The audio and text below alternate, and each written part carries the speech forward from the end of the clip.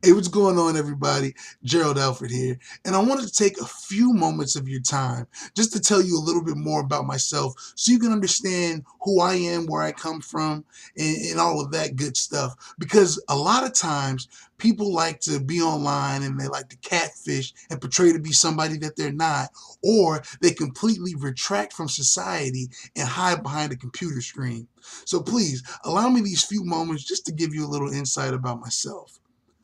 Before I started doing what I do, helping people walk in their purpose and live a more passion-filled life, I was actually a serious alcoholic.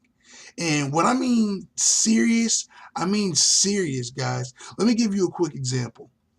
There used to be a liquor store right down the street from where I stayed at, and I would go there 6 days out of the week. And the only reason that I didn't go on Sunday, not because I was religious, is because I live in the state of Texas and liquor stores are closed on Sunday. But 6 days out the week, I was there. Everybody that worked there knew me. It was literally like cheers because they would get excited and they would know my name when I walked in. It was like, hey, Gerald, what's going on, man? How you doing, G? What's good? And they would just really get excited. Well, one week specifically, I remember that they didn't have a certain type of liquor that I wanted to try. So I went to another liquor store.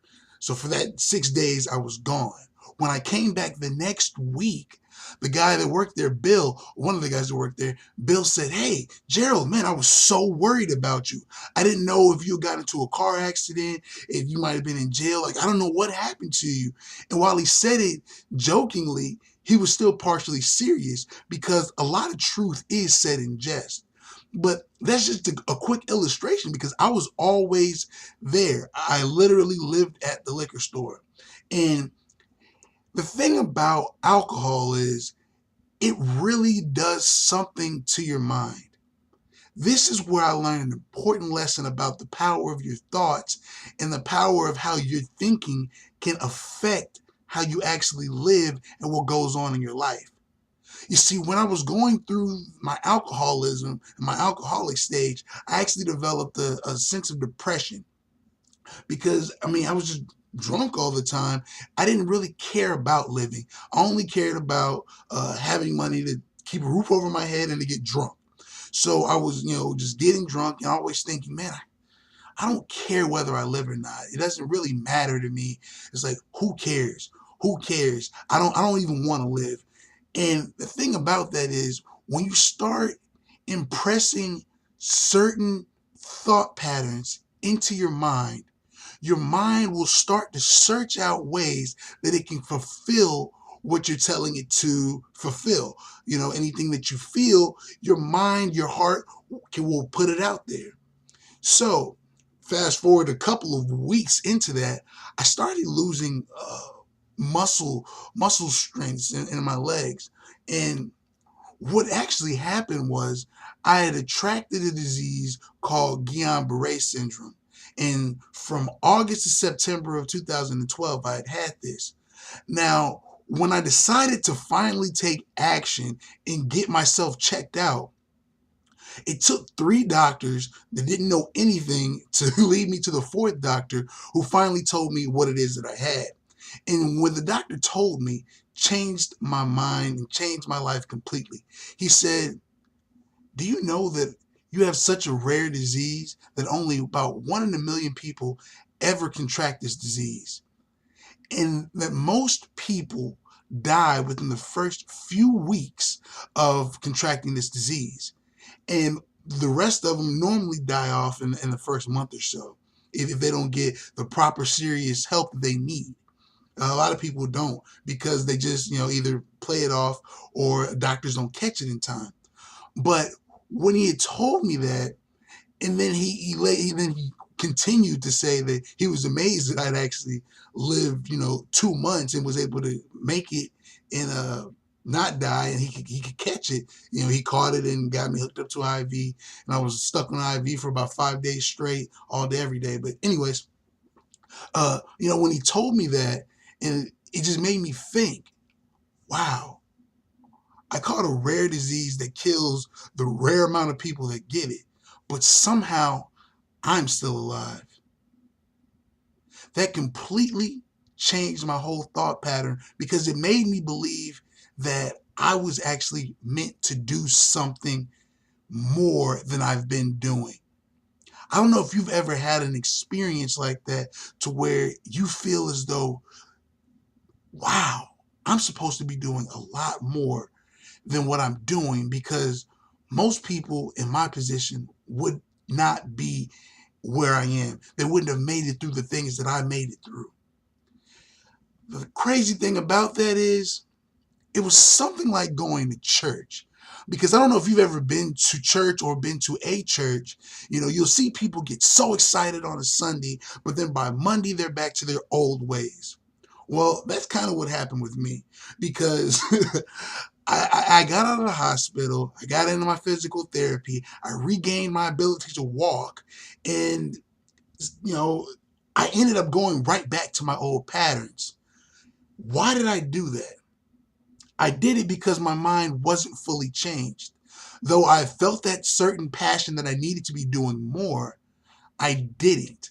I reverted back to what I knew because that was the only thing I knew. I only knew to get drunk. And because my condition, I still couldn't really get a job yet. I was, calling people to come pick me up just so we can go out and get drunk. Fast forward about 6 months, and I'm perusing on the internet. And somehow I come across a page where this guy is literally selling like crazy about this opportunity. It was a network marketing opportunity, an opportunity that allows you to get three people, to get three more people, to get three more people, and you'll start making like $5,000 a month or something like that. And so since I couldn't get a job at that time, it was like, oh man, this has got to be it. So I scrounged up and graveled up some money to join that company, and I got involved.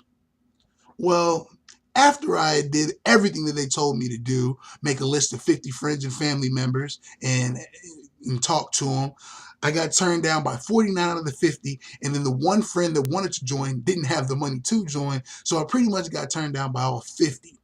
And then he told me to go out and do some searching because, Walmart can do it in the mall or whatever. It was completely bull to me. And, I was sold on a dream that didn't work for me. Why didn't it work for me? Because I still wasn't mentally there. And two, because I didn't believe it. And after I started doing it, I was like, this is a bunch of crap. I was sold a dream. What really happened there was a big life changer, though, because although a lot of the trainings that they taught me was wrong, the mental things that they taught me to prepare for the rejections and to prepare for selling changed my mind. I started listening to people like Bob Proctor, to Jim Rohn, to a lot of the great salesmen in the industry, and that fully gave me a mental paradigm shift. So I moved over from one company to, in my personal opinion, a way better company, and that's really helped change my life. Now, why is this important to you? Because what you can learn through the things that I teach you, through the ways that I've learned, will help you go from being in a lost position to finally finding what you truly need to be doing. The biggest thing that everybody needs to understand in their life is that we're humans, and humans can change just like that. All they have to do is make a decision in their mind and say, hey, I don't want to be that person anymore.